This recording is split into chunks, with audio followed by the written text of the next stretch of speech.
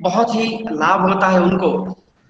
इस जो हमारे पेंडेमिक महामारी जैसी समस्या में भी पंकज सर, नागेश सर और भी जो महान विद्वजन हैं, ऐसे कार्यक्रमों का आयोजन करते हैं जिससे कक्षाओं फिजिकल जो कक्षाएं थी, जो भौतिक रूप से ना चल पाने के कारण भी आज सभी विद्यार्थी अपना ज्ञान अर्जन कर रहे हैं, लाभ प्राप्त कर रहे हैं।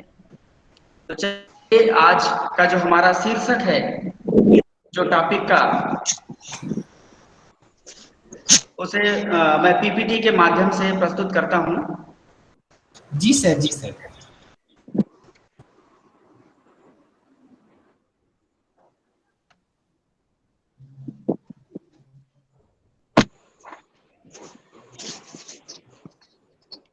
सर मुझे बताइए, क्या पीपीटी शो हो रही है? जी सर, हाँ क्लियर है। जी, एम आई ऑडिबल? जी जी sir. Okay sir, thank you. जैसा कि आज का हमारा जो शीर्षक है, टॉपिक है, वो है meaning, definition, objectives, process and scope of rehabilitation, यानी कि पुनर्वास का अर्थ, परिभाषाएं, उद्देश्य, प्रक्रिया एवं क्षेत्र। आज हम इसके बारे में विस्तार से चर्चा करेंगे। क्या होता है रिहैबिलिटेशन, और हम दिन प्रतिदिन किसी न किसी का रिहैबिलिटेशन करते रहते हैं, खुद का रिहैबिलिटेशन करते रहते हैं। तो आइए हम जानते हैं। सबसे पहले जानते हैं पुनर्वास का अर्थ, यानी कि मीनिंग ऑफ रिहैबिलिटेशन। अगर हम इसको अलग अलग अर्थों में देखते हैं तो पुनः धनवास बराबर पुनर्वास, यानी कि रिहैबिलिटेशन। पुनर्वास जिस व्यक्ति की स्थिति हो गई है या उस स्थिति में नहीं है, जो एक नॉर्मल व्यक्ति रहता है, जो एक सामान्य व्यक्ति रहता है, उस स्थिति में यथासंभव लाने का प्रयास करना। वास्तव रूप में विभिन्न प्रकार की फैसिलिटीज प्रोवाइड करके जो हम सहयोग करते हैं, वो भी एक प्रकार का पुनर्वास है। इसको हम आगे भी विस्तार से चर्चा करेंगे। जो यह अर्थ है दो शब्दों का, दो वर्ड्स मिलकर के जो पुनर्वास बना। दूसरे शब्दों में हम पुनर्वास को सुधार या विकास भी कह सकते हैं, क्योंकि सुधार उसी का किया जाता है जिसमें कोई समस्या होती है, जिसमें कोई प्रॉब्लम होती है या किसी न किसी स्थिति से ग्रसित होता है। कई दशक पहले प्राकृतिक आपदा का संकट होने पर जब समस्याएं उत्पन्न होती थी और उन्हें दूर किया जाता था, तब उसे पुनर्वास कहा जाता था। अब तो इसका अर्थ व्यक्ति विशेष से जुड़ गया है, परंतु पहले विभिन्न प्रकार की जो प्राकृतिक आपदाएं होती थी, जिनमें बाढ़, तूफान और विभिन्न प्रकार की ऐसी हलचल जो आर्थिक रूप से तहस नहस कर दे हमारे समाज को, और जब उसका भरण पोषण होता था, तो उस समस्या को जब दूर कर दिया जाता था, तो उस समय उसको पुनर्वास का नाम दिया जाता था। लेकिन आज इसका अर्थ व्यक्ति विशेष से भी जुड़ गया है, व्यवहारिक रूप से भी जुड़ गया है, कई सारे क्षेत्रों से जुड़ गया है। तो आइए हम इसको जानते हैं। तब फिर एक परिभाषा बनती है कि पुनर्वास एक ऐसी प्रक्रिया है जिसके अंतर्गत किसी व्यक्ति की स्थिति में यथासंभव सुधार करते हैं, जिससे जो उसकी स्थिति होती है, चाहे वो किसी भी तरीके का हो, सामाजिक हो, आर्थिक हो, भौतिक हो, मानसिक हो, उसमें क्या करते हैं, यथासंभव प्रयास करते हैं ताकि वो उस स्थिति में आ जाए जो एक सामान्य व्यक्ति है। पूरी तरीके से लाना संभव नहीं हो सकता। सपोज अगर एक एग्जांपल लें, अगर किसी व्यक्ति का लोअर लिम्ब, एक पैर किसी कारणवश कट गया है, तो हम उसका रिहैबिलिटेशन एक आर्टिफिशियल लिम्ब देकर करते हैं। लेकिन जो एक सामान्य व्यक्ति है, उसका पूरी तरीके से जो एक जिनविन पैर है, उसी तरीके से नहीं बना सकते हैं, लेकिन वह स्थिति जरूर प्रदान कर सकते हैं कि वह समाज में अपना स्थान ग्रहण कर सके और साथ में कंधे से कंधा मिलाकर चल सके। इससे संबंधित और भी हम कुछ परिभाषाएं जानेंगे, जिनके आधार पर काफी स्पष्ट होगा कि पुनर्वास का वास्तविक और मतलब क्या है।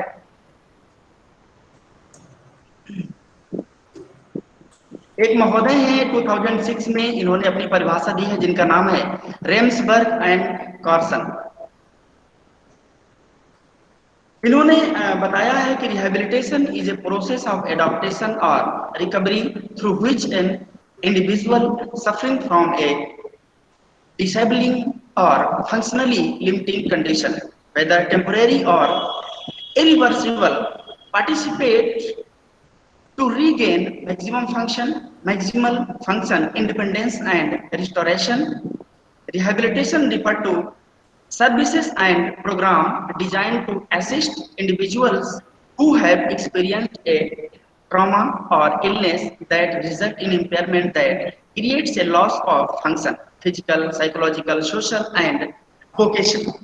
यानी कि ऐसे विभिन्न प्रकार की जो पुनर्वास का एक अनुकूलन की प्रक्रिया उन्होंने माना है कि जो रिहेबिलिटेशन है वो अनुकूलन की प्रक्रिया है जिसके माध्यम से एक अक्षम व्यक्ति को जिसकी स्थिति सीमित है, वो किसी न किसी समस्या से ग्रसित है, तो उसको विभिन्न प्रकार की इंडिपेंडेबल बनाना, उसको विभिन्न प्रकार की ऐसी टेम्परेरी जो स्थिति है, कंडीशन है, उसको बेहतर एक ऐसी डिजाइन कर देना, किसी सहायता के लिए व्यक्ति प्रदान कर देना जो उसने बीमारी का अनुभव किया।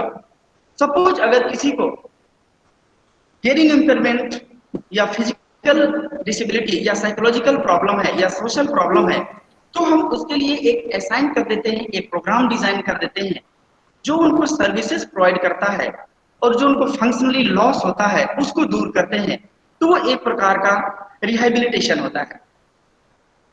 इसके अलावा यूएनसीआरपीडी जो United Nations convention on the rights of persons with disabilities के अकॉर्डिंग भी जो डेफिनेशन दी गई है वो कहते हैं कि जो रिहेबिलिटेशन है उसको हम एक उपयुक्त मेजर करते हैं। इसके साथ हम विभिन्न प्रकार के जो पीयर सपोर्ट होता है जिसको हम लोग सहपाठी या सहकर्मी सहायता कहते हैं, उसके माध्यम से जो विकलांग व्यक्ति है उनकी अधिकतम स्वतंत्रता, पूर्ण शारीरिक, मानसिक, सामाजिक और जो व्यावसायिक क्षमता प्राप्त करने के जीवन के सभी पहलुओं पर समावेशन और भागीदारी को सक्षम बनाते हैं। यानी कि जो मैक्सिमम इंडिपेंडेंस है, आजकल हम लोग क्या करते हैं कि अपॉर्चुनिटीज नहीं देते, हम उनको फुल पार्टिसिपेशन नहीं देते, जिसके कारण उनका डेवलपमेंट रुक जाता है। हमको मेन चीज है यही करना है, उनको भागीदार बनाना है जिससे वो स्वतंत्र रूप से अपनी एक्टिविटी कर सकें, क्योंकि जब तक व्यक्ति स्वतंत्र नहीं होता तब तक उसका स्वयं का जो डेवलपमेंट होता है वो पूरी तरीके से नहीं चल सकता है। एक WHO जो वर्ल्ड हेल्थ ऑर्गेनाइजेशन है, उनका कहना है कि जो भी व्यक्ति होते हैं और वो समस्या को एक्सपीरियंस करते हैं, जो डिसेबिलिटी को एक्सपीरियंस करते हैं, उनको मेंटेन करना है optimal functioning and interaction with the environments, उनको एनवायरमेंट्स के साथ जोड़ना है और साथ ही साथ उस व्यक्ति को जो विकलांगता का अनुभव किया, जो disability to achieve and maintain optimal functioning. इसके अलावा हम ये भी देखते हैं कि जो हैबिलिटेशन है, यानी कि जो पहले से किसी चीज को बिना असिस्टेंस प्रोवाइड किए जब हम आकलन करते हैं और इसके बाद जो असिस्टेंट प्रदान करने के बाद जो आकलन करते हैं और इसके बाद जो समस्या दिखती है हम उसका रिहैबिलिटेशन करते हैं। Help those who acquire disability congenitally. हम ये भी देखते हैं कि जो प्रारंभिक रूप से जीवन में जो विकलांगता से व्यक्ति ग्रसित है उसको हम ये भी देखते हैं कि किस तरीके से उसको समस्या का समाधान करें। जो फंक्शनली प्रॉब्लम है, जो मोर देन जो प्रॉब्लम को रिसीव करता है, जो असेस करता है WHO, वो फंक्शनल बेस्ड करता है। इसके अलावा एक मेयर 1972 में और ट्यूनबर्ग महोदय हैं, ब्रिज महोदय हैं, जो उन्होंने बताया है कि पुनर्वास एक पारंपरिक अवधारणा है जो रोगियों को बीमारी या चोट के बाद उनकी पिछली स्थिति में यथासंभव सुधार करता है, विभिन्न प्रकार के जो मीडियम्स होते हैं हस्तक्षेप करता है ताकि उसको उसी स्थिति में वापस ला देना, to return them to modified work. क्योंकि बहुत सारे व्यक्ति होते हैं जो समस्या से ग्रसित होते हैं और उनको अगर एक समय रहते ध्यान नहीं दिया जाता तो उनका जो लेवल होता है सीवियरिटी का वो हाई हो जाता है, और यदि हम उसको समय रहते उसका रिहेबिलिटेशन कर देते हैं तो बहुत सारे चांसेस रहते हैं कि वो समाज में अपना स्थान ग्रहण कर सकता है।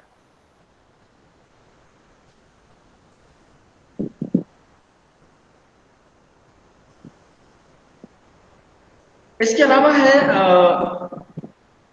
एक मिसेस डॉक्टर उमा तुली, वो कहती है कि rehabilitation of persons with disabilities is not a concept but is actually an implementation of facilities with a holistic approach which help in mainstreaming and assisting them in leading a life of equality and dignity।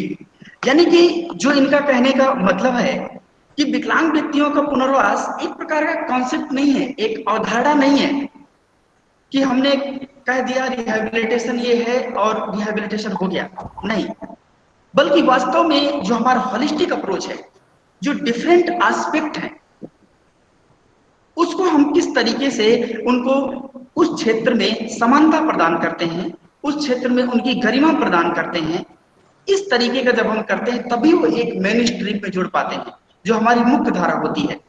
वास्तव में जो हमारा inclusion तभी हो पाता है जब एक बच्चा समाज की मुख्य धारा से जुड़ जाता है। समाज की मुख्य धारा का मतलब है कि जिस तरीके से एक सामान्य व्यक्ति को समाज में जो अधिकार प्राप्त हैं, जो अपॉर्चुनिटीज मिलती हैं, जो भागीदारी उनको मिलती है, वही एक दिव्यांग बच्चे को या विकलांग बच्चे को भी मिल सके, तभी वास्तव में माना जाता है कि उनका रिहेबिलिटेशन हो पाया। इसके अलावा एक बायोमेडिकल अप्रोच है, वो भी मानता है कि कुछ एज्यूम करता है कि रिहेबिलिटेशन क्या है और किसे हम रिहेबिलिटेशन कहेंगे। वो कहता है कि rehabilitation accepts permanent impairment is irremediable, यानी वो जो हानि होती है, जो क्षति होती है, उसको परमानेंट रूप से एक्सेप्ट नहीं करता। वो कहता है कि हम इसको किसी न किसी अनुकूलन के द्वारा हम इसको खत्म कर सकते हैं, हम इसकी क्षतिपूर्ति कर सकते हैं, इसका प्रयास कर सकते हैं।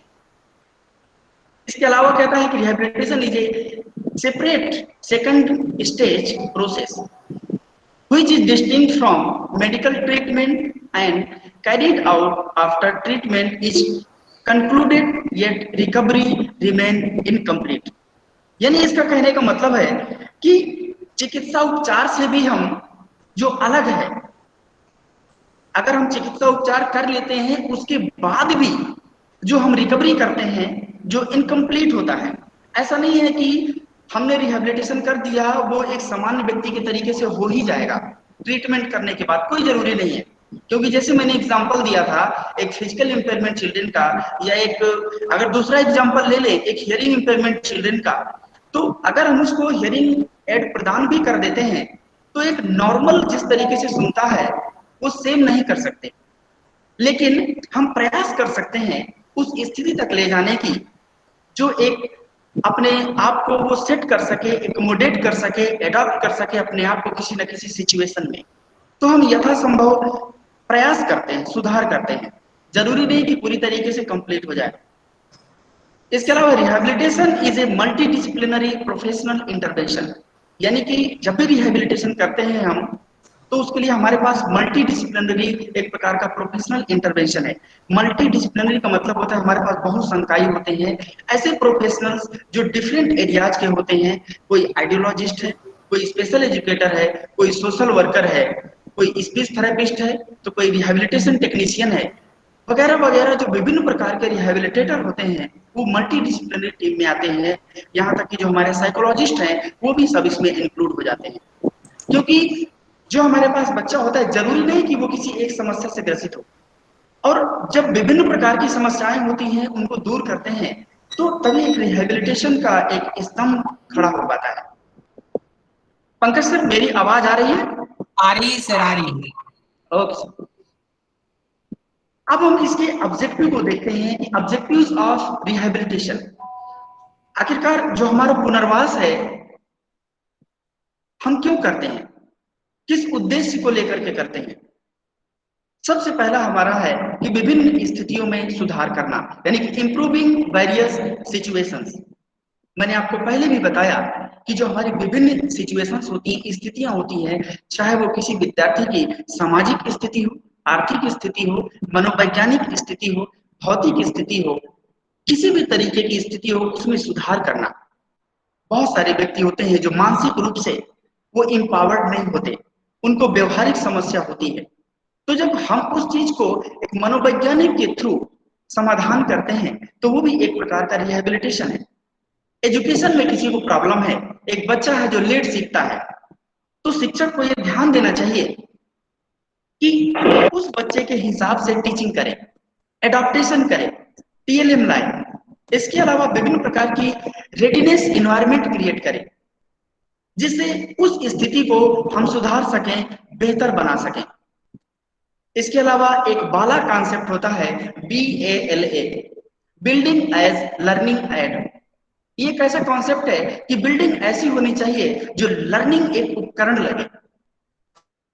तो इस तरीके का भी हमें जो हमारा क्लासरूम एनवायरनमेंट है उस सिचुएशन को बेहतर बनाना, उसको सुधार करना, तभी एक रिहेबिलिटेशन का उद्देश्य पूरा होता है। विभिन्न हितधारकों का निर्माण करना भी पुनर्वास का एक उद्देश्य है। जैसे कि जो रिहेबिलिटेशन काउंसिल ऑफ इंडिया है वो विभिन्न क्षेत्रों से संबंधित, विभिन्न डिसेबिलिटीज क्षेत्रों से संबंधित जो स्टेक होल्डर हैं उनका निर्माण करती है। We are all stakeholder like special educator, social worker, psychologist, clinical psychologist, speech therapist, audiologist. These are all जो जितने भी स्टेक होल्डर हैं ये सब रिहेबिलिटेशन के क्षेत्र से संबंधित हैं। इनका भी निर्माण करना एक पुनर्वास का उद्देश्य है, क्योंकि जब तक स्टेक होल्डर नहीं होगा, ह्यूमन रिसोर्स नहीं होगा, तब तक पुनर्वास की कल्पना नहीं कर सकते। क्योंकि अगर किसी व्यक्ति को अगर समस्या है, कोई प्रॉब्लम है, तो हम उसको ह्यूमन रिसोर्स के माध्यम से, हम विभिन्न टूल्स के माध्यम से ही उसका हम समाधान कर सकते हैं। तो ये भी एक उद्देश्य है।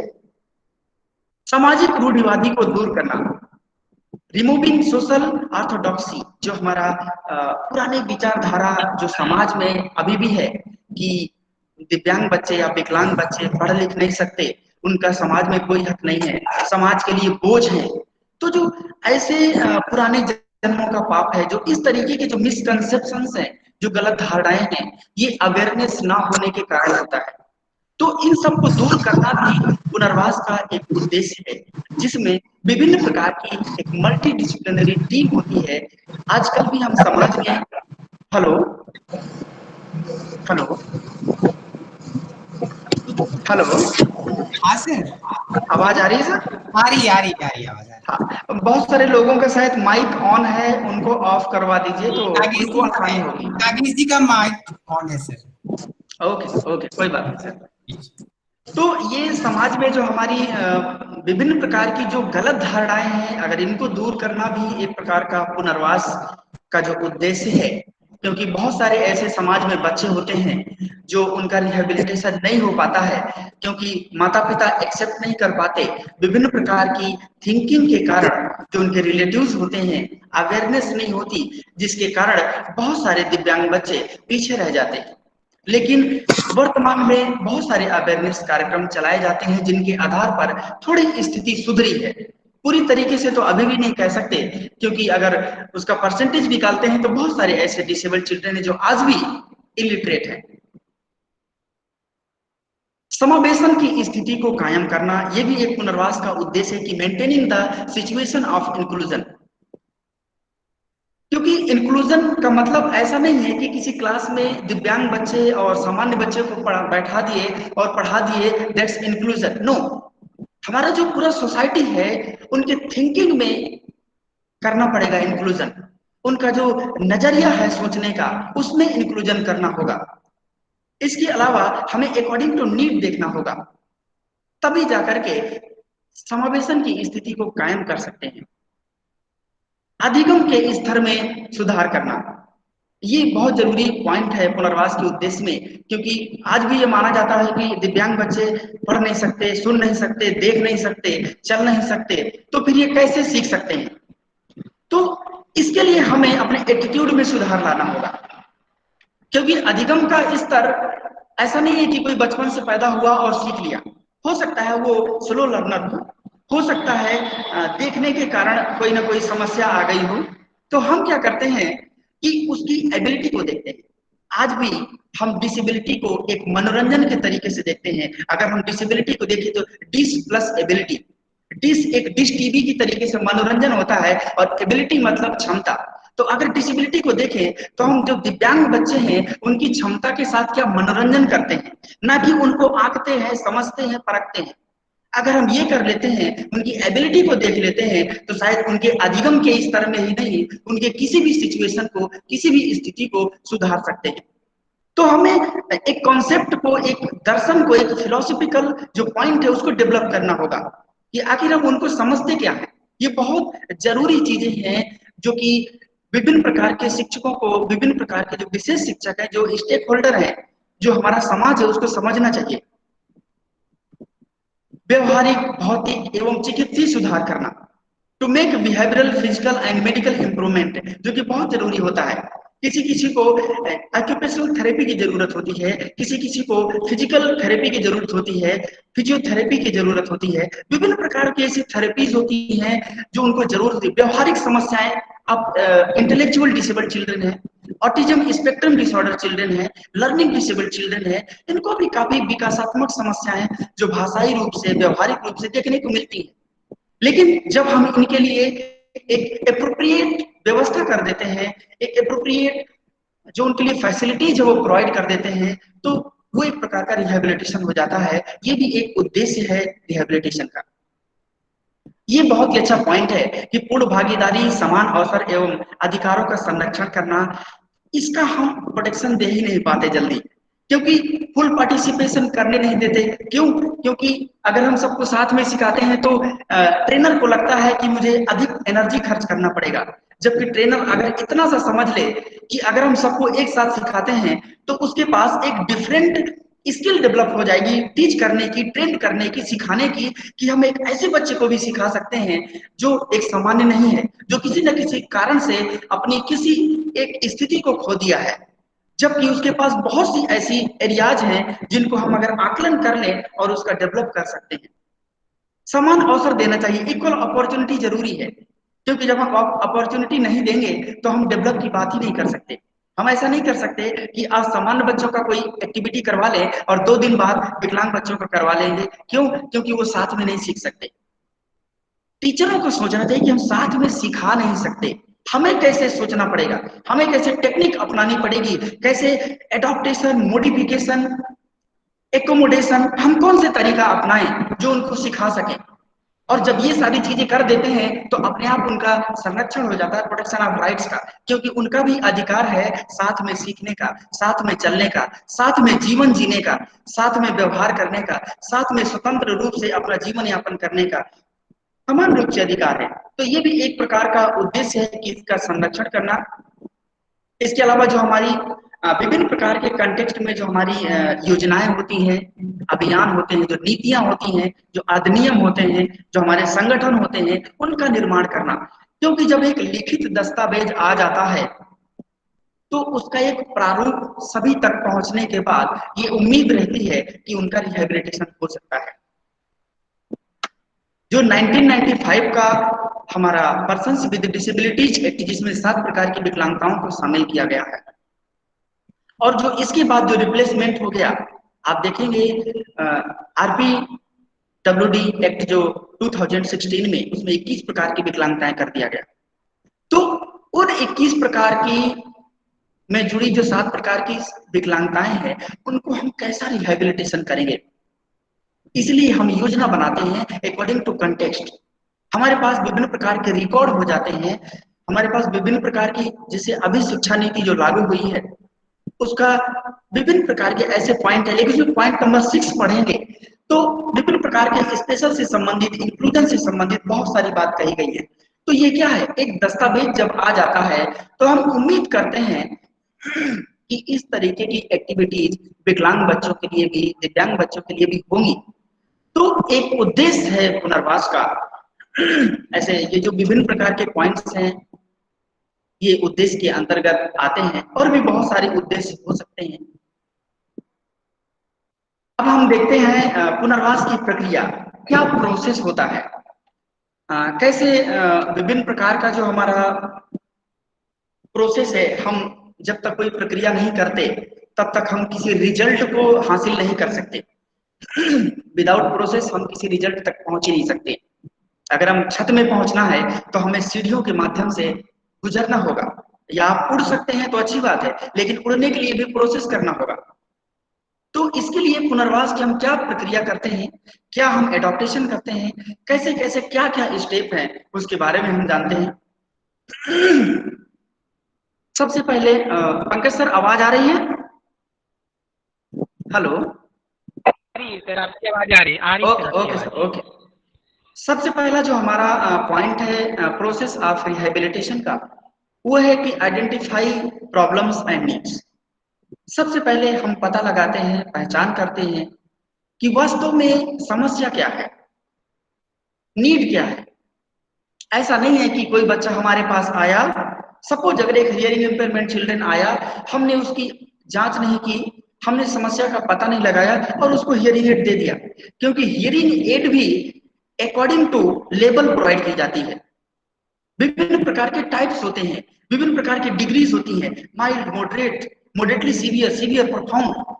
ऐसा नहीं है कि हर व्यक्ति को एक प्रोफाउंड लेवल का है तो उसको अलग लगेगी। तो ऐसे ही डिफरेंट प्रकार की जो डिसेबिलिटीज होती हैं, मान लीजिए कोई फिजिकली चैलेंज बच्चा आ गया, उसको पैर में प्रॉब्लम है, ऐसा नहीं है कि हम एक पैर रखा है उठा के दे दिए, हम पहले उसका नाप लेंगे, माप लेंगे, मेजर करेंगे, उसकी वास्तविक आवश्यकता क्या है, लंबाई कितनी है, चौड़ाई कितनी है, ये बहुत जरूरी है। और आजकल यही प्रॉब्लम होता है। हम अगर एजुकेशन में देखें तो बहुत सारे शिक्षक क्या करते हैं, वीडियो चला देंगे, कोई भी चित्र दिखा देंगे, जबकि वो कंटेक्चुअल होना चाहिए।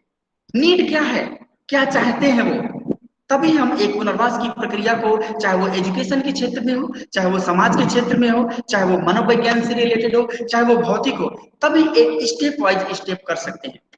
इसके बाद जो समस्या हो जाती है उसको कैसे मॉडिफाई कर सकते हैं, किस तरीके से हम लिमिटिंग जो फैक्टर हैं उसे संबंधित कैसे हम उनको सीमित कर सकते हैं, क्योंकि बहुत सारे ऐसे फैक्टर होते हैं जो समस्या को बढ़ाते हैं। लेकिन हम अगर समस्या को पहचान लेते हैं, उसकी आवश्यकता को पहचान लेते हैं, तो हम उसको संशोधित करते हैं, मॉडिफाई करते हैं। इसके अलावा जो हमारी define target problems and target mediators, select appropriate measure. जब तक ऊपर से सारी प्रक्रियाएं स्टेप वाइज स्टेप नहीं होती हैं, तब तक हम पता नहीं लगा पाते कि हम टारगेट किस चीज का करें, एक बच्चे को क्या देना चाहते हैं, हमारा क्या गोल होगा। और वो गोल तभी हम जान पाते हैं जब हमारे पास फर्स्ट और सेकंड पॉइंट कंप्लीट हो गया। जो मध्यस्थ होते, जो टारगेट मीडिएटर होता है, मीडिएटर कौन हो सकता है, मीडिएटर एक टेक्नीशियन हो सकता है, एक सोशल वर्कर हो सकता है, एक स्पेशल एजुकेटर हो सकता है, एक आइडियोलॉजिस्ट हो सकता है। तो किस तरीके से वो मध्यस्थ का काम करेगा। जब प्रॉब्लम को टारगेट कर लिया जाता है, सपोज एक व्यक्ति में 2 या 3 प्रॉब्लम्स है, सुन नहीं सकता, पैरों से भी चलने में दिक्कत है, और उसको किसी न किसी प्रकार की और सारी समस्याएं हैं, तो हम रिलेटेड कंसर्न पर्सन को या रिलेटेड जो स्पेशलिस्ट है उसके पास भेजेंगे, वो मीडिएटर का काम करता है, तभी जाकर के वो जो एप्रोप्रिएट मेजर है कर पाता है, अदरवाइज संभव ही नहीं हो पाता। इसके बाद है हस्तक्षेप की योजना।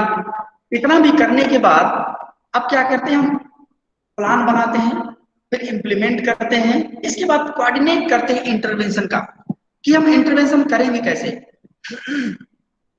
और जब ये सारी चीजें कर लेते हैं तो क्या इफेक्ट पड़ा, जैसे जितने भी स्पेशल एजुकेटर्स, बहुत सारे फील्ड के लोग इस ई पाठशाला में, इस सीरीज में, श्रृंखला में जुड़े हुए हैं, इस प्रोग्राम में। तो जब आप टीचिंग करते हैं, हो सकता है कोई आर्थोटिक्स हो, प्रोस्थेटिक्स हो, तो वो इन सारी जो स्टेप है वो करके गुजरता है। और बाद में आकलन करना जरूरी होता है, क्योंकि जब आप आकलन करते हैं तो आपको पता चलता है कि पॉजिटिव इफेक्ट पड़ा या नेगेटिव इफेक्ट पड़ा। और जब तक आप ये नहीं करते तब तक वास्तविक रिहेबिलिटेशन का पता नहीं चल पाता है। तो ये रही हमारी प्रोसेस ऑफ रिहेबिलिटेशन। किसी भी तरीके का कोई सवाल हो तो आप चैट बॉक्स में लिखते जाइएगा, पंकज सर उसको नोट डाउन कर लेंगे और बाद में आप उसको पूछ सकते हैं। इसके बाद है हम स्कोप ऑफ रिहेबिलिटेशन अब देखते हैं, जिसमें से सबसे पहला है एजुकेशनल रिहेबिलिटेशन, जिसको हम लोग शैक्षिक पुनर्वास कहते हैं।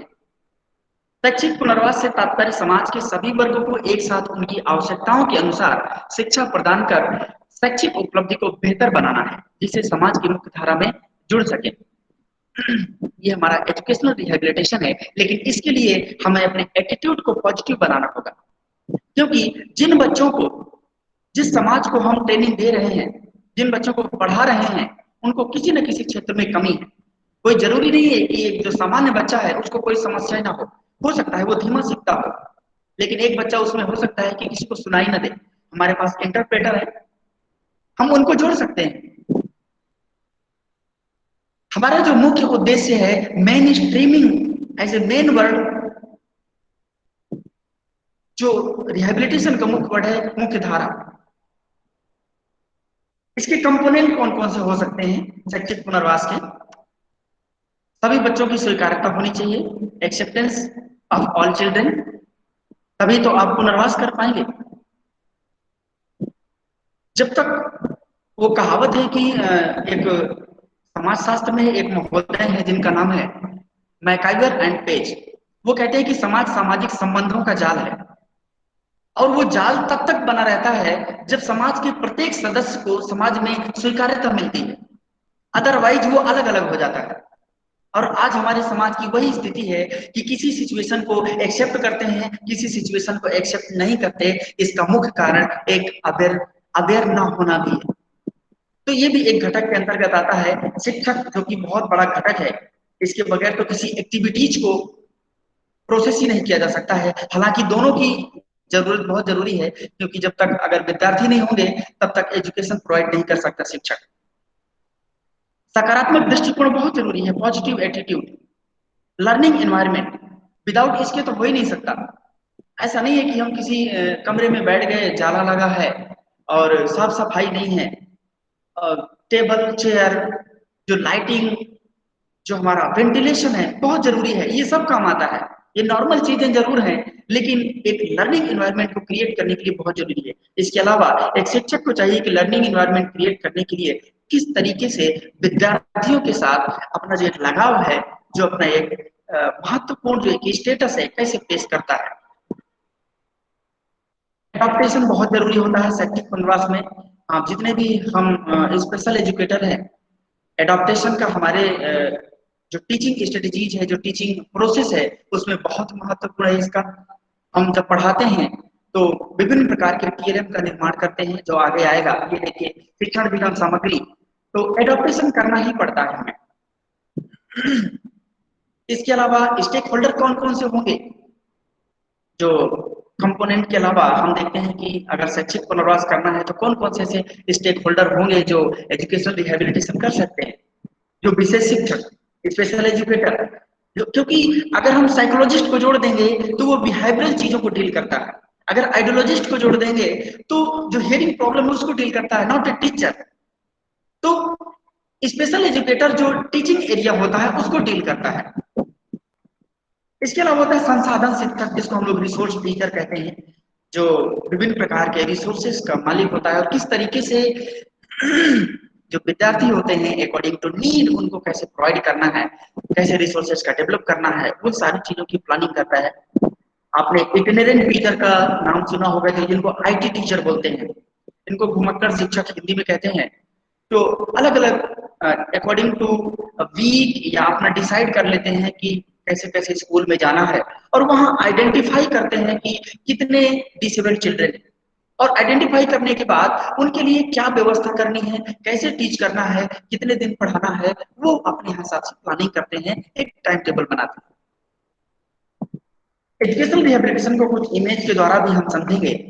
देखिए एक किस तरीके से जो टीचर है, अपने आप को ऐसा नहीं है कि एक ऑटोक्रेटिक सिस्टम होना चाहिए, टीचिंग के दौरान डेमोक्रेटिक सिस्टम होना चाहिए, जहां एकदम हंसमुख माहौल हो, एकदम ऐसा माहौल जहां पर विद्यार्थी अपने आप को फ्री महसूस करें, अपने आप को एक बाउंडेड महसूस ना करें।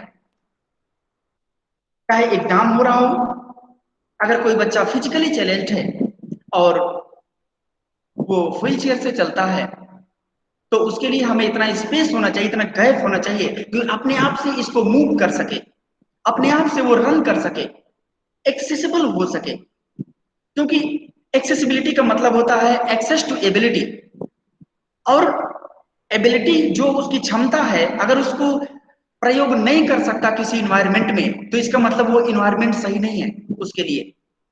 तो ये एक बहुत अच्छा रिहेबिलिटेशन है, क्योंकि ये तो बेसिक नीड है। अगर हम किसी विद्यार्थी को जो व्हीलचेयर यूजर है किसी बिल्डिंग में बुला लें, और अगर उसकी एक्सेसिबिलिटी रिलेटेड जो रिक्वायरमेंट है अगर वो ही पूरी ना हो, तो एजुकेशन तो बात की बात है। एजुकेशन तो हम क्लास में देते हैं, वो तो क्लास के अंदर भी नहीं आ पाएगा अगर हमारी क्लासरूम एक बेहतर एक्सेसिबल नहीं है तो।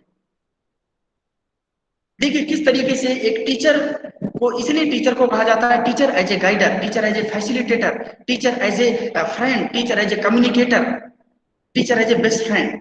तो किस तरीके से एज ए टीच करना है, एक एक दायरे में रहकर, जो एक टीचर की जो डिग्निटी है, जो एक स्टूडेंट की डिग्निटी है, और जो एक लर्निंग प्रोसेस की डिग्निटी है, वो बरकरार रहे। तो ऐसे एक रिहेबिलिटेशन होता है, क्योंकि आजकल दूर भागते हैं लोग। बहुत सारे शिक्षक होते हैं, देखता हूं बहुत सारे जगहों पर तो कुछ विद्यार्थियों को बड़ा प्रेम करते हैं, जबकि ये शिक्षक की सबसे बड़ी कमी है। उसको इक्वली ट्रीट करना है। ये जो रिहेबिलिटेशन जैसा वर्ड इतना एक एक बहुत ही होलिस्टिक एक कॉन्सेप्ट है। हम इसको एक किसी पॉइंट को लेकर के नहीं कह सकते कि दिस इज रिहेबिलिटेशन।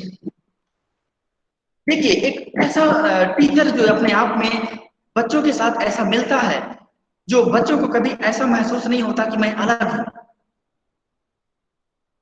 देखिए किस तरीके से एक दो जिसको हम लोग कभी अपने को टीचिंग का नाम सुना हो, जिसमें एक से अधिक शिक्षक होते हैं, और ऐसा नहीं है कि हम केवल हायर एजुकेशन को रिहेबिलिटेट करेंगे या मिडिल एजुकेशन को रिहेबिलिटेट करेंगे। जितने भी लेवल होते हैं, कोई भी लेवल हो, चाहे प्राइमरी हो, सेकेंडरी हो, हायर हो, हमें सबको एक बायसनेस लेस ट्रीट करना है, जिसमें पक्षपात ना हो, जिसमें सभी को अपनी प्रतिभा निखारने का मौका मिल सके। ये जो को टीचर हैं जितने भी खड़े हैं, वो हर को एक असिस्ट करते हैं। ये जो हमारी न्यू एजुकेशन पॉलिसी थी, उसका ये फ्रंट पेज का एक इमेज है, जिसमें लगाया गया है कि एक जो टीचर है वो किस तरीके से ट्रीट कर सकती है, एक अलग अलग जो मल्टी डिसिप्लिनरी एक अप्रोच खुद में कैसे अपना सकती है कि कोई खाली ना बैठ सके, कैसे उनको एक्टिविटी में शामिल करना है जो डिफरेंट स्किल को जोड़ सके, चाहे वो फिजिकल हो, चाहे वो मेंटल हो, चाहे वो किसी भी तरीके की हो। एजुकेशन रिहेबिलिटेशन में जो विजुअल इंपेयरमेंट जो हमारे स्टूडेंट्स होते हैं, उनके लिए किस तरीके से हम एक ऐसी एप्लीकेशन का निर्माण करते हैं जिससे वो अपने नॉलेज को अचीव कर सके, जो इंफॉर्मेशन है तो लिख सकें, उनकी हेल्प हो सके, ब्रेल राइटिंग किस तरीके से कर सकें, साउंड टेक्नोलॉजी किस तरीके से कर सकें, digital Braille writing and smart vocals जो होते हैं किस तरीके से उनके लिए प्रयोग कर सके। इसके बाद जो हमारा आता है सोशल रिहेबिलिटेशन, जिसको हम लोग सामाजिक पुनर्वास कहते हैं। सामाजिक पुनर्वास से तात्पर्य दिव्यांग बालकों को उनके सम्मान और स्वाभिमान को पुनः स्थापित करके वो उनका सामाजिक समावेशन कर उन्हें समाज की मुख्य धारा से जोड़ना है, तभी सामाजिक पुनर्वास हो पाता है। क्योंकि आज भी जो दिव्यांग बच्चे हैं समाज से अलग हैं, एक्सेप्ट नहीं किया जाता 100%।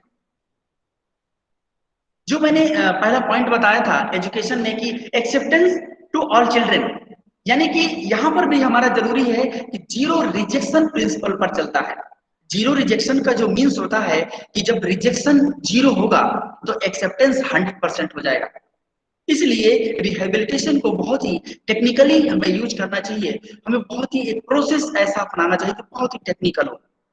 अब हम इसके देखते हैं कि घटक क्या हो सकते हैं। हेल्थ जो बहुत जरूरी है, सामाजिक पुनर्वास किसी का करते हैं तो लोग समाज में, अब जो हेल्थ सही नहीं होता, किसी का स्वास्थ्य सही नहीं होता, बहुत सारे ऐसे जो दिव्यांग बच्चे मिल जाएंगे जो किसी न किसी समस्या से ग्रसित हैं, उनका हेल्थ सही नहीं है, तो उनका कैसे रिहेबिलिटेशन कर सकते हैं। सशक्तिकरण एम्पावरमेंट, जो समाज में विभिन्न प्रकार की जो महिलाएं हैं, जो लड़के लड़कियां हैं, उनका किस तरीके से एम्पावरमेंट किया जा सकता है। क्योंकि वो चाहे वो मेंटल एम्पावरमेंट हो, चाहे वो फिजिकल एम्पावरमेंट हो, चाहे उनकी किसी सिचुएशन को एम्पावरमेंट हो, वगैरह वगैरह। सोशल जस्टिस बहुत जरूरी है, जो एक दिव्यांग बच्चे को नहीं मिल पाता है। वो भी किस तरीके से हम इस कंपोनेंट में इसको लेते हैं कि कैसे उसको मिले। आज अलग अलग जगह दरवाजा खटखटाने के बाद भी उसको न्याय नहीं मिलता है, क्योंकि समाज हमारा बहुत बड़ा है, विभिन्न प्रकार के डिपार्टमेंट्स, चाहे वो डिसेबिलिटी डिपार्टमेंट हो, चाहे वो सोशल वर्कर डिपार्टमेंट हो, कहीं भी हो, जल्दी कोई काम नहीं होता। तो ये भी एक सोशल सिक्योरिटी जो सामाजिक सुरक्षा है, विभिन्न प्रकार की पेंशन जो प्रोवाइड होती है, विभिन्न प्रकार की आर्थिक मदद दी जाती है, वो भी एक समाज में उनकी सिक्योरिटी है। सामाजिक समायोजन जो कि बहुत जरूरी है, हमें ऐसा बनाना चाहिए कि जो एक दिव्यांग बच्चा है अपने आप को एकोमोडेट कर सके किसी सिचुएशन में।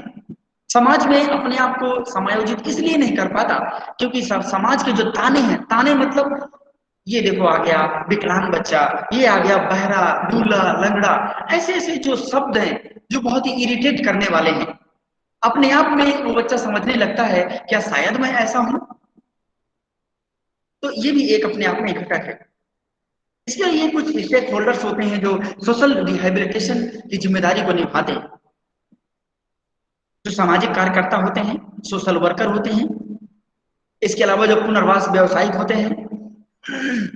आप लोग जानते होंगे एक DCBR का कोर्स चलता है, diploma in community based rehabilitation.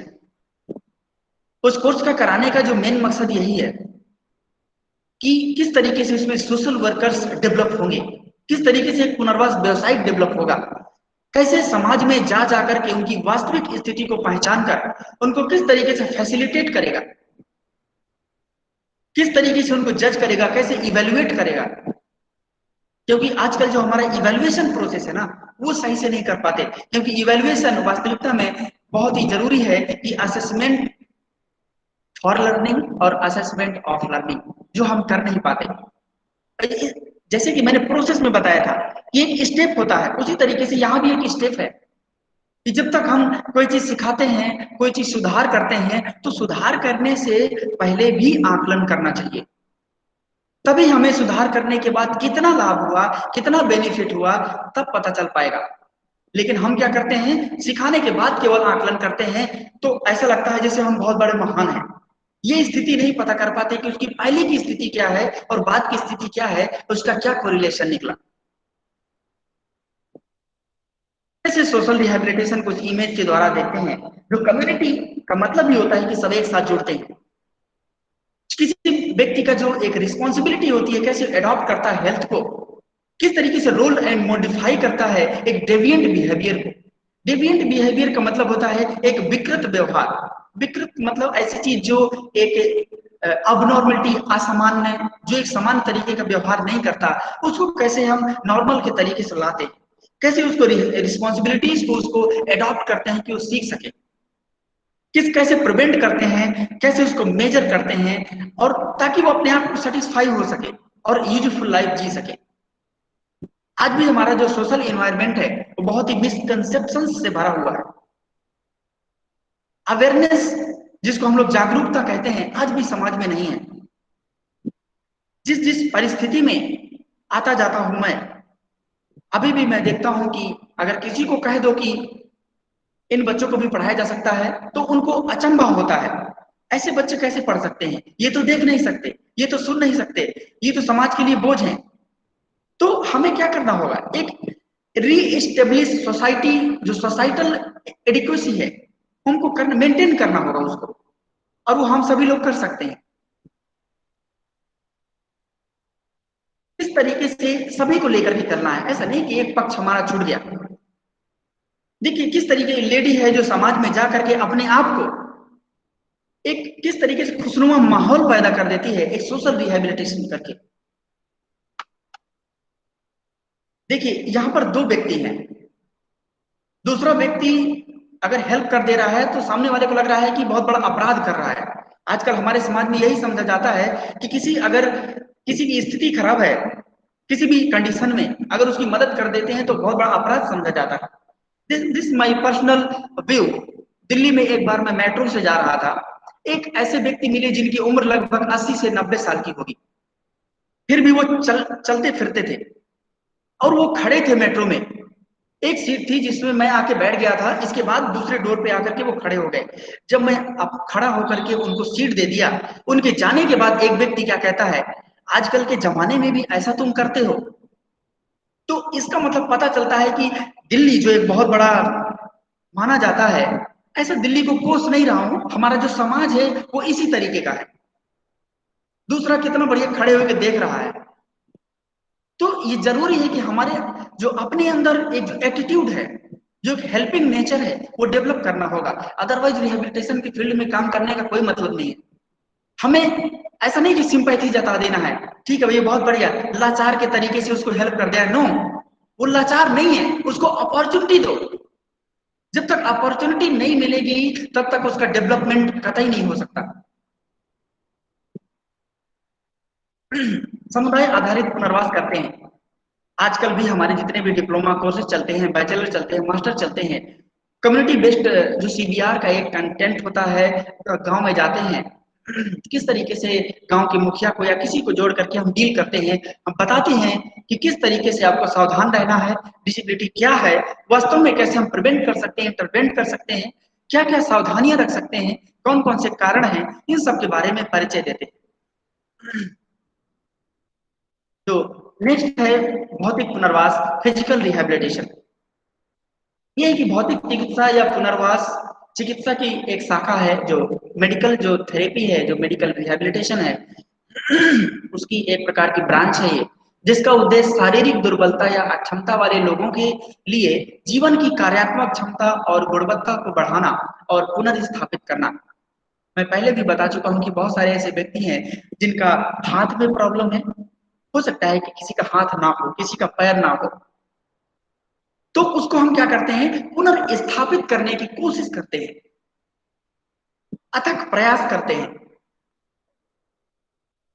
अब इसके कंपोनेंट क्या क्या होंगे, हेड्स और उपकरणों की फिटिंग, यानी कि ऐसे ऐसे घटक कंपोनेंट उनके साथ जुड़ेंगे, क्योंकि जो फिजिकल रिहेबिलिटेशन है उनमें ये जरूरी होता है, बहुत सारे एड्स एंड अप्लायंसेस होते हैं, जो उपकरण होते हैं उनकी फिटिंग की जरूरत होती है।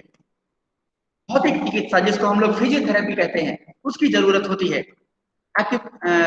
स्पीच थेरेपी जिसको हम लोग वाणी चिकित्सा कहते हैं, व्यावसायिक चिकित्सा जिसको हम लोग ऑक्यूपेशनल थेरेपी कहते हैं, ये सारी जो कंपोनेंट हैं, इनको कौन प्रोवाइड करता है, कोई ना कोई स्टेक होल्डर होगा जो एक रिहेबिलिटेशन की प्रक्रिया को अपना सकेगा।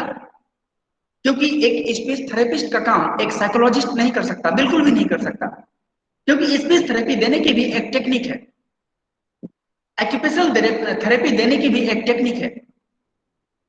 जो आइडियोलॉजिस्ट होता है, जो स्टेक होल्डर हो सकते हैं, स्पीच थेरेपिस्ट हो सकता है, फिजियोथेरेपिस्ट हो सकता है, प्रोस्थेटिक्स मैन्युफैक्चरर, प्रोस्थेटिक्स मतलब जो हमारा अपर लिम्ब लोअर लिम्ब का जो एड्स एंड अप्लायंसेस बनते हैं वो मैन्युफैक्चरिंग करता है।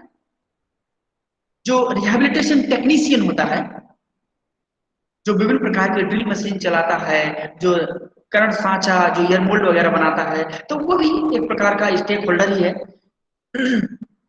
एक्यूपेशनल थेरेपिस्ट होता है, क्योंकि व्यावसायिक चिकित्सा कौन देगा, एक्यूपेशनल थेरेपिस्ट देगा। अब इसको हम इमेज के थ्रू भी आगे समझते हैं। ये देखिए किस तरीके से एक रिहेबिलिटेशन किया जा रहा है।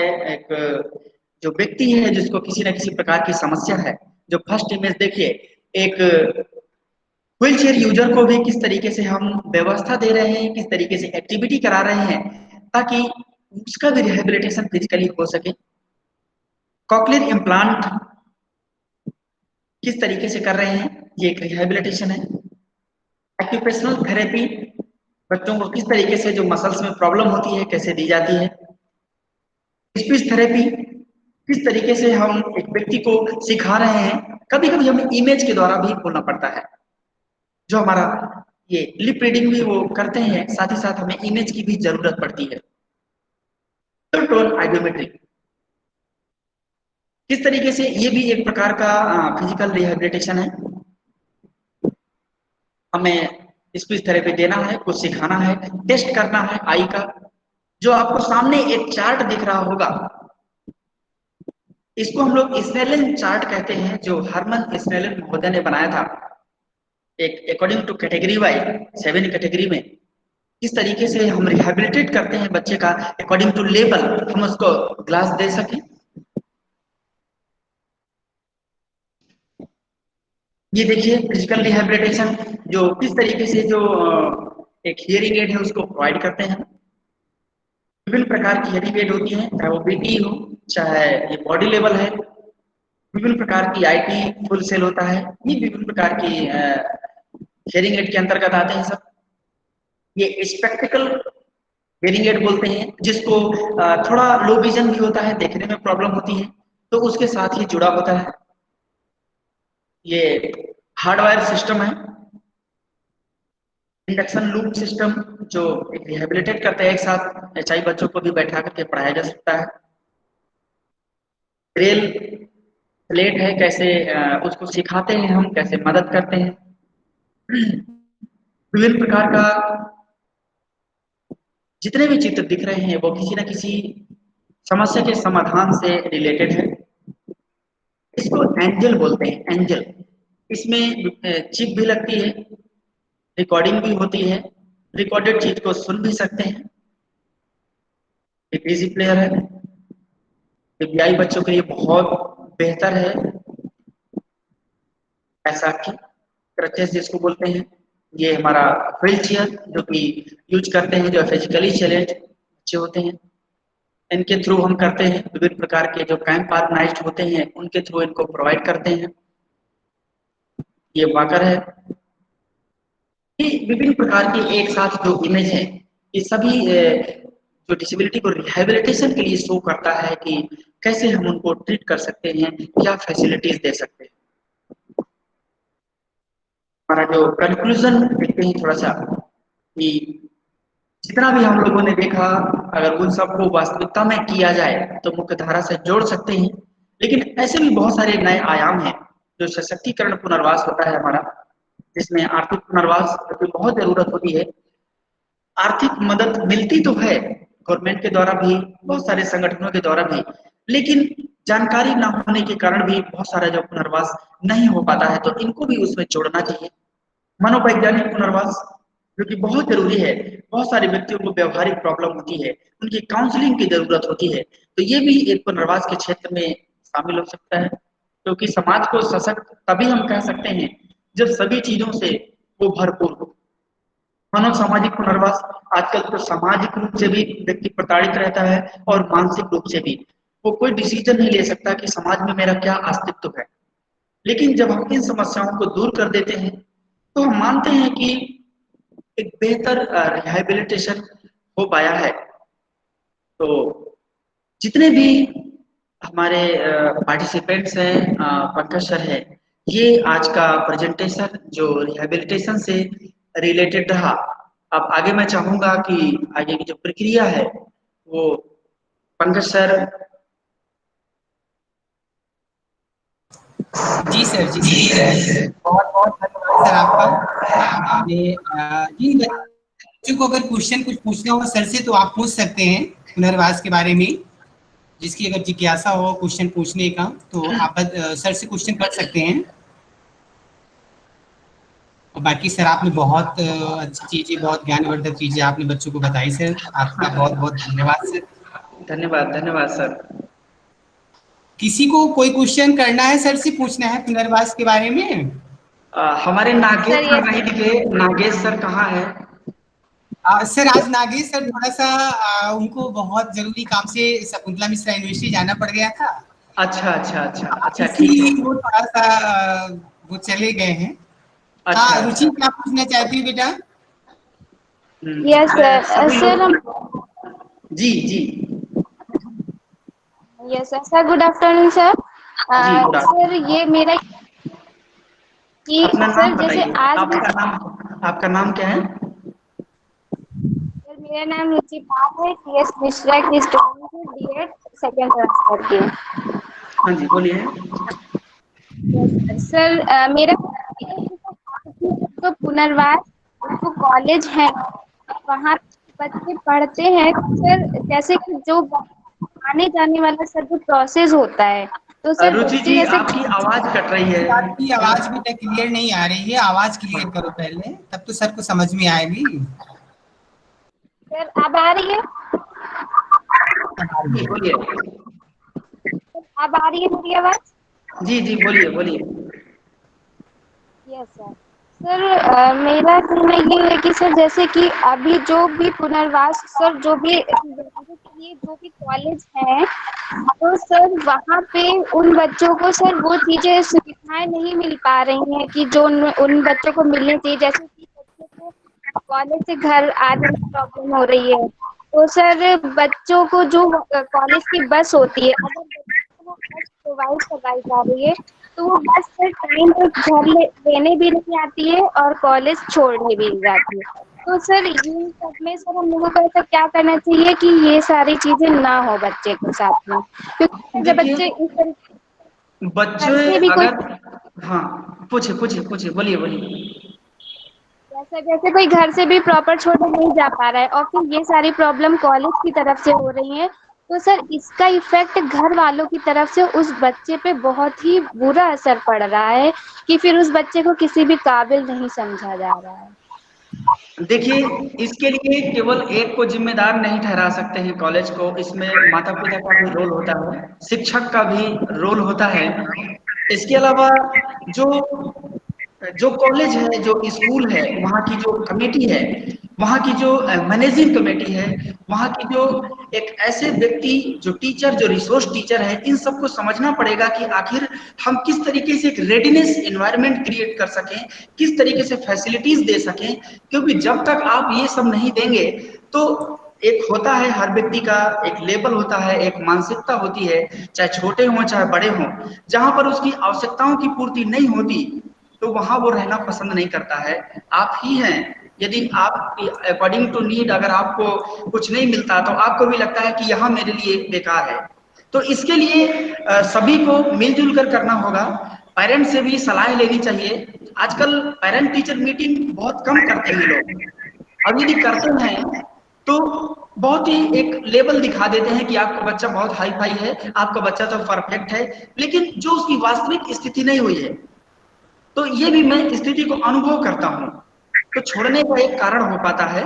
बहुत सारे जगहों पर स्किल टीचर नहीं होते, जहां पर मान लीजिए कि सपोज अगर एक ऐसा टीचर जो ओपन एंड डिस्टेंस एजुकेशन से कोर्स किया है, ऐसा नहीं है कि डिस्टेंस एजुकेशन करना बुरा है, लेकिन वो जो एक प्रोसेस है जो प्रैक्टिकल बेस्ड है, उन चीजों को कम समझ पाने के कारण वो जो फैसिलिटीज नहीं दे पाता, वो इन्वायरमेंट क्रिएट नहीं हो पाता है, क्योंकि वो स्थिति को समझने में उसके लिए जानकारी का होना जरूरी है।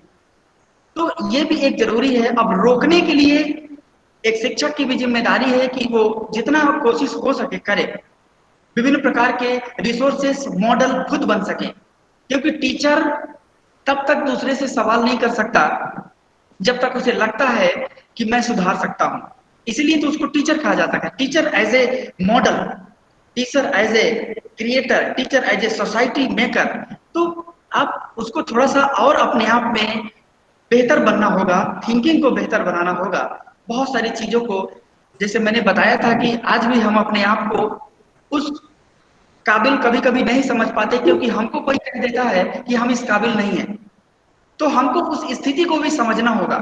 स्पेशल एजुकेशन के क्षेत्र में, रिहैबिलिटेशन के क्षेत्र में हमारा जो वर्चस्व है वो तभी कायम हो पाएगा जब हम उन सभी बिंदुओं को एक होलिस्टिक अप्रोच को लेकर चलेंगे।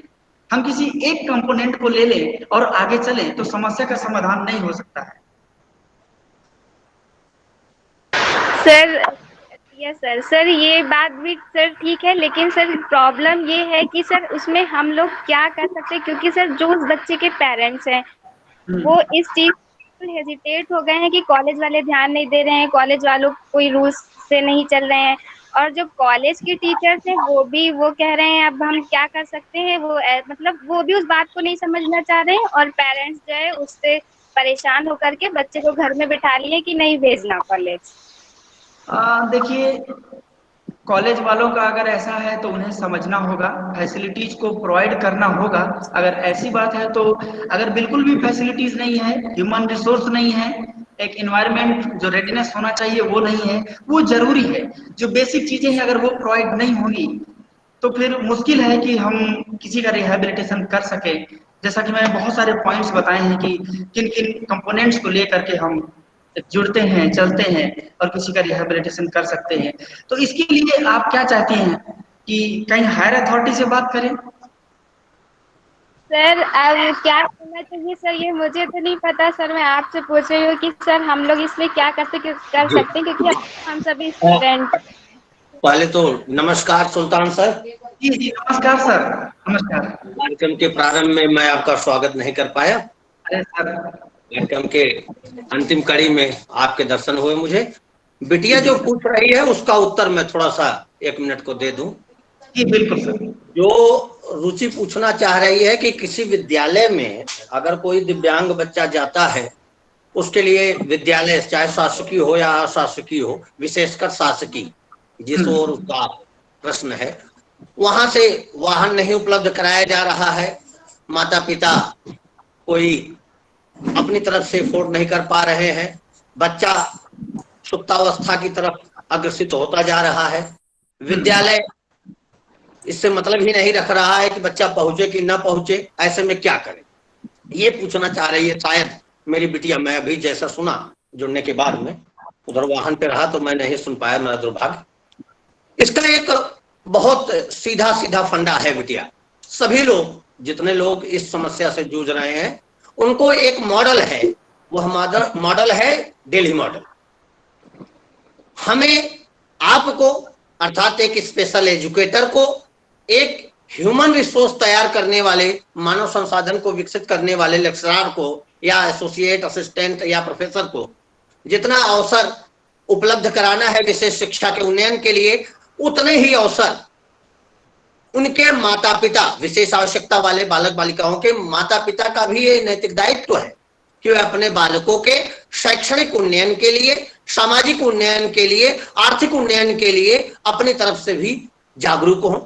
मुख्यमंत्री का पोर्टल बना हुआ है, प्रधानमंत्री का पोर्टल बना हुआ है। लखनऊ में जो संस्थान है, मैं नाम लेना नहीं चाहूंगा, लखनऊ में जो संस्थान है, अगर वाहन नहीं उपलब्ध करा रहे हैं, डायरेक्टरेट आपका यहीं पे है, आप निदेशक से मिलिए, 10 अभिभावक जाइए, किसी ब्लाइंड बच्चे के घर से 10 जन जाइए, 4 जन ग्रुप बना के जाइए, डायरेक्टर को निवेदन दीजिए कि मेरी बिटिया इस तरीके की दिव्यांगता से पीड़ित है, उसके लिए वाहन नहीं आता है, ना आए तो हमें बताइए। जागरूक होइए, अपनी तरफ से प्रयास कीजिए और वे प्रयास कीजिए जो फलीभूत हो। प्रत्येक पक्ष का यह नैतिक दायित्व बनता है विशेष शिक्षा के उन्नयन के लिए कि वो अपने अपने दायित्वों को समझे और उसके लिए आगे आए, आगे बढ़े, प्रयास करे। दूसरा पक्ष उसके साथ न खड़ा हो तो कहे। प्रत्येक दशा में पुनर्वसन, जैसा सर बता रहे होंगे, आप लोगों को बताए होंगे, एक व्यवस्थित स्वरूप में उन्होंने पीपीटी प्रस्तुत की। मैं उधर मीटिंग में था विश्वविद्यालय में, लेकिन फिर भी मैं सर की पीपीटी देख रहा था, वॉइस नहीं सुन पा रहा था। कितना बेहतरीन उन्होंने समझाया है। अब उसका 2 प्रयोग बहुत महत्वपूर्ण होता है। एक तो आप जो तैयार हो रहे हैं विशेष शिक्षक के रूप में, आप अपने भाव को समझें, आप अपने अधिकार को समझें। दूसरा, आप अभिभावकों को जागृत करें कि वे अपनी आवश्यकताएं अर्थात विशेष आवश्यकता वाले बालक बालिकाओं की आवश्यकताओं को सामने रखें और डीसी से, वीएसए से, डीएम से या निदेशालय में बैठे हुए अधिकारियों से इस बात की मांग करें कि हमारे बच्चे का ये नैतिक दायित्व है, ये नैतिक अधिकार है, उसकी पूर्ति के लिए ये सिस्टम बने हुए हैं। आप उन्हें जागरूक करिए, उन सिस्टमों में आकर के, उन प्रणालियों में आकर के आज नहीं तो कल उनकी आवश्यकताओं की पूर्ति करें। और सहज है, इसमें कोई दिक्कत नहीं है। दिल्ली इसका उदाहरण बना हुआ है। वहां पे पेरेंट्स ग्रुप ने अपने बच्चों को पढ़ाने की मांग उठाई और उसके कारण बच्चों को सामान्य विद्यालयों में प्रवेश और सामान्य विद्यालयों में विशेष एजुकेटर की वैकेंसी भी आई। आप लोग देख रहे होंगे, सुल्तान साहब बताए होंगे आप लोगों को कि दिल्ली में इतना बढ़िया स्वरूप बना कि वहां पर अभी ये स्पेशल वैकेंसी की बात ही कोई रोड़ा ही नहीं रहा। सबसे ज्यादा स्पेशल एजुकेटर दिल्ली में पाए जा रहे हैं। तो इस तरीके से भी सोचा जा सकता है। मैं धन्यवाद ज्ञापित करना चाहूंगा आज के हमारे मुख्य वक्ता श्री सुल्तान भाई का, जिन्होंने आज बहुत महंगी जानकारी हमारे बच्चों के सामने रखी। 1 घंटे का समय हमने आपसे मांगा था और 1 घंटे 8 मिनट हो गए हैं। आज के कार्यक्रम को TS Mishra medical college and special education तथा रिहेबिलिटेशन के द्वारा आयोजित किया गया। उनके कोर्स कोऑर्डिनेटर श्री पंकज कुमार द्विवेदी जी, आप लोगों को आपका सुल्तान सर का परिचय और सब बताए भी होंगे। मैं थोड़ा सा 1 लाइन और कार्यक्रम के लास्ट में परिचय सर का बता दूं। सर एक कर्मठी, व्याख्याता और पुनर्वसन के लिए तन मन धन से लगे हुए एक कर्मठी वक्ता के तौर पर, एक व्यक्तित्व के तौर पे काम कर रहे हैं और निरंतर नासेप की गतिविधियों में अपनी उत्कृष्ट भागीदारी देते हुए श्रेष्ठ समाज के लिए, एक विशेषज्ञ समाज के लिए अपना महत्वपूर्ण योगदान दे रहे हैं। तो ऐसे आज के हमारे वक्ता और युवाओं के एक रोल मॉडल, जो आप इस फील्ड के लिए एक मॉडल बन रहे हैं, ऐसे सुल्तान सर का आज बहुत बहुत धन्यवाद कि आपने अपनी विशेषज्ञता हमारे बीच रखी। और हमसे जुड़े हुए सभी विद्वत जनों का, श्रेष्ठ जनों का बहुत बहुत धन्यवाद कि आप लोगों ने अपना समय दिया। अगर आज के कार्यक्रम के लिए कोई टेक्निकल आप लोगों को समस्या हुई हो तो उसके लिए मैं क्षमा मांगता हूं, क्योंकि मैं उपलब्ध नहीं रहा तो हो सकता है कि कोई स्थितियां इधर उधर हुई हो, तो उसके लिए मैं आप लोगों से क्षमा मांगूंगा। तथा बार बार जो निवेदन करता रहा हूं वह निवेदन आज भी कहता हूं, विशेष शिक्षा के उन्नयन के लिए अगर कुछ सबसे महत्वपूर्ण हो सकता है तो इस शिक्षा में व्याप्त नॉन अटेंडिंग शब्द को निकाल के बाहर फेंके, जितना अधिक से अधिक हो अध्ययन अध्यापन को उत्कृष्टता दे, सीखे उन श्रेष्ठ वक्ताओं से जिन्होंने अपने अध्ययन अध्यापन को श्रेष्ठवत बनाते हुए इस फील्ड में अपना तन मन धन सब झोंक दिया है। कोविड-19 में जब सबको ये डर सता रहा था कि हम बचेंगे या चले जाएंगे, ऐसी परिस्थिति में भी विशेष शिक्षा के जो भी लगे हुए व्यक्तित्व थे उन लोगों ने अपना काम किया है और आप लोग उसके उदाहरण रहे हैं, आप लोग उसमें लगे हुए हैं। उन सभी वक्ताओं को, उन सभी श्रेष्ठ सम्मानित व्यक्तित्वों को यह पटल सादर नमन करता है तथा आज पुनः श्री सुल्तान सर को बारंबार धन्यवाद देता है। सभी का धन्यवाद, सभी लोग लिफ्ट कर सकते, सादर धन्यवाद।